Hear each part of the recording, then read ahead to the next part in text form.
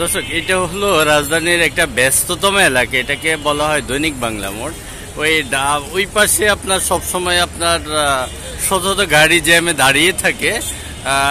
আজকে দেখতেছেন এখন প্রায় 12টা বাজে, আজকে দেখতেছেন প্রায় ফাঁকা রাস্তা, প্রায় ফাঁকা, তেমন কোনো যানজট নাই। আর ওই যে ট্রাফিক পুলিশ যারা আছে তারা এক পাশে আছে, এদিকে যে পল্টনের দিকে তাও সেম অবস্থা, একবার রাস্তা ধরতে গেলে পাখা। অন্য দিনের তুলনায় তেমন আপনার যানজট নাই, তেমন মানুষের যানজট নাই, তেমন গাড়ির যানজট নাই প্রত্যেকটা সাইডে। এটা হলো ওই যে প্রক্রিয়াপল্লির দিকের রাস্তা, আর ওইটা হলো পল্টনের দিকের রাস্তা।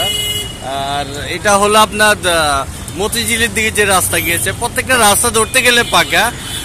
সিটির কোনো বাস আমরা এই পর্যন্ত দেখি নেই, এবং ট্রাফিক সার্জেন্টের যানজট নিয়ন্ত্রণ করার জন্য এরকম কোনো আপনার পরিবেশে তৈরি হয় নাই, ওরকম কোনো যানজট হয় নাই যে ট্রাফিক অথবা সার্জেন্ট তারা তাদের দায়িত্ব পালন করবে।